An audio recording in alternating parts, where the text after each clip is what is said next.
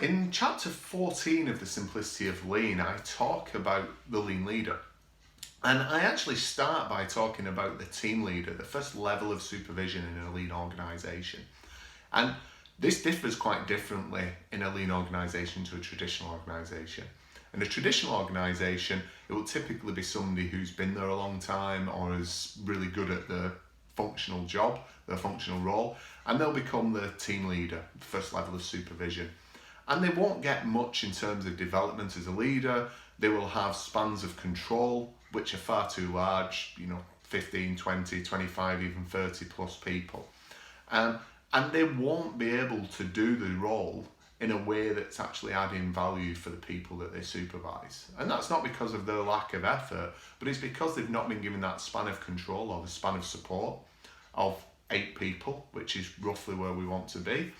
And they've also not been helped to develop the 5 key skills that they need to have as a team leader. First is they need knowledge of the work. They need to understand the work that's being done. They need to have knowledge of their responsibilities, and they need to know what the responsibilities are of their team. So they need to know what their standard work is. Third, they need to have skill in teaching. They need to be able to teach the people who work for them through job instruction, through training on the job, through development and coaching. And then they need to have skill in continuous improvement. They need to help people to develop Kaizen, to problem solve. And then finally, they need skill in leading.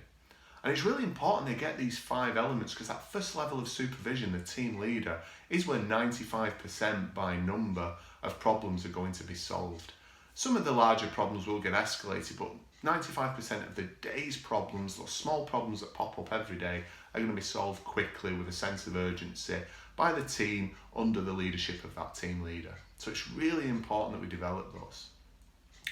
The next bit I talk about then is about leadership styles. And this is relevant for all levels of leadership. And I talk quite a bit about situational leadership, which is really important. That understanding that we can't treat everybody who we're leading in exactly the same way, because their level of competence and their level of commitment will vary.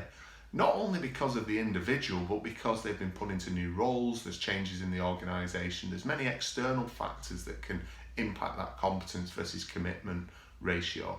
And that means that you need to be able to develop and treat and lead people in different ways. So I talk quite a bit about how as a leader you can take that into account. And then finally I talk about the leader and Kaizen events.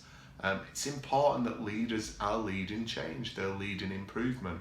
So they need to support and coach on the day-to-day Kaizen, the everyday Kaizen, but also actively sponsor and participate in Kaizen events. And in some cases actually leading those Kaizen events as the facilitator. So by the end of chapter 14, hopefully you can understand what's different about a lean leader compared to a leader in a traditional organisation.